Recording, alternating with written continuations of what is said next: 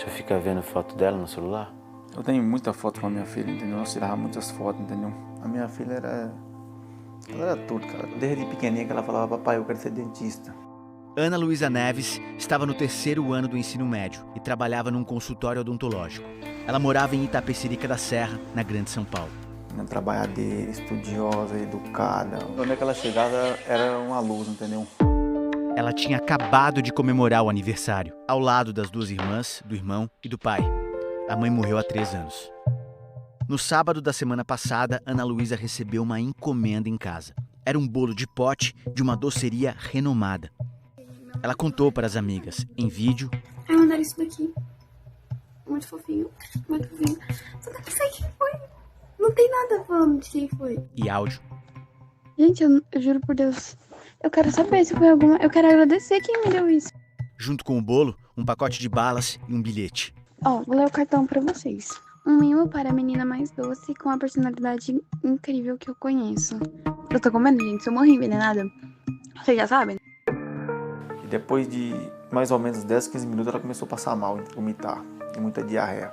No hospital, o caso foi tratado como intoxicação alimentar e os médicos deram alta. No dia seguinte, domingo passado, Ana Luísa passou mal de novo e não resistiu.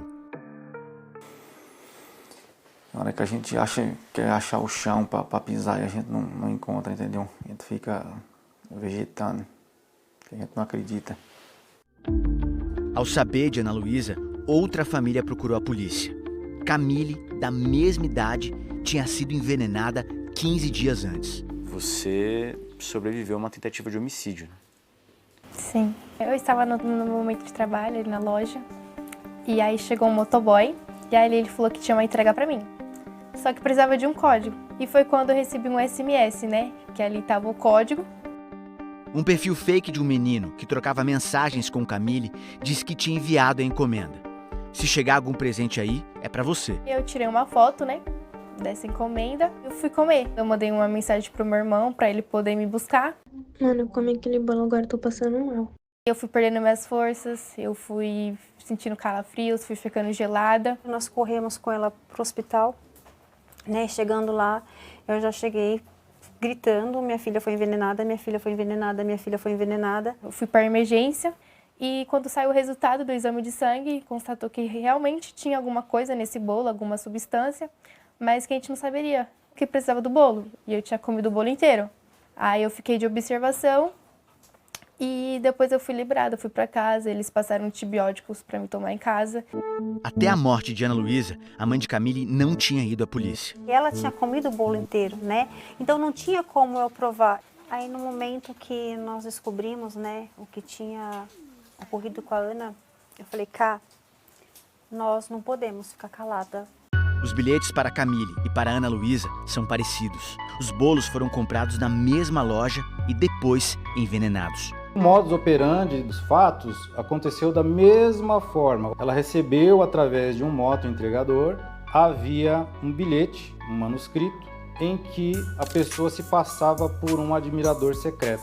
Rastreando os passos desse moto-entregador, nós chegamos até a residência dele. Ele confirmou o endereço exato onde ele havia retirado esse bolo. Chegando lá, encontramos uma família. Nós identificamos que uma das filhas possuía as mesmas características físicas daquelas declinadas pelo moto-entregador.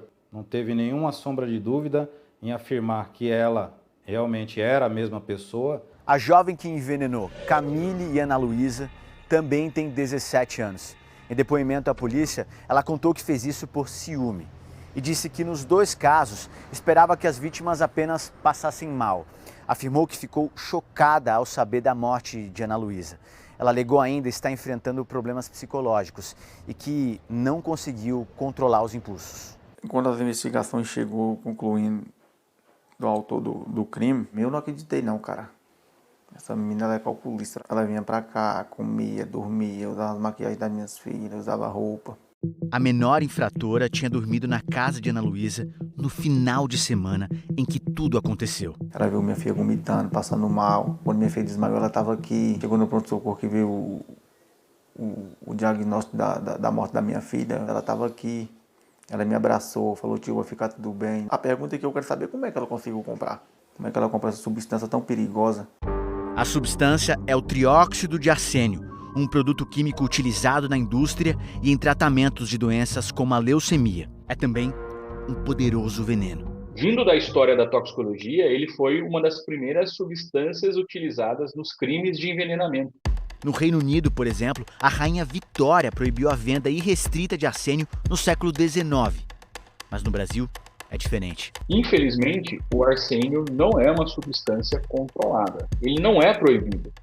A jovem que envenenou Camille e Ana Luísa comprou a substância na internet. Minha opinião é que o arsênio, hoje, ele deveria ser controlado. Frente a esses casos que estão aumentando, é de suma importância que a gente tenha aí um controle da venda desse produto, principalmente pela internet.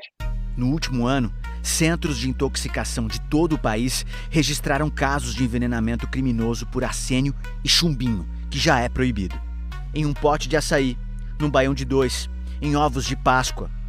Depois de um bolo com arsênio causar a morte de 4 pessoas no Rio Grande do Sul, 2 projetos de lei foram propostos para regular a venda da substância. Esse tipo de envenenamento é um desafio para os hospitais no Brasil. Na eventual suspeita de uma possível intoxicação, a gente recomenda que os centros de toxicologia, os CIATOX, sejam consultados e tem que ter antídoto. Caso contrário, é difícil a gente reverter essa intoxicação. Hoje nós temos dificuldade de ter esse antídoto na prateleira de uma farmácia de dentro de uma unidade de saúde. Isso não está normatizado e não tem disponível para pronto atendimento, para pronto uso de um paciente intoxicado. Em nota, o Ministério da Saúde diz que está prevista a implantação de uma linha de cuidados com pessoas intoxicadas até 2030. Eu e ela, a gente não teve o mesmo destino. Somos jovens, muitos sonhos pela frente e infelizmente o dela acabou por ali, A jovem que matou a amiga está na Fundação Casa e pode pegar até 3 anos de reclusão por ser menor de idade. Quero o quarto da Ana Luísa.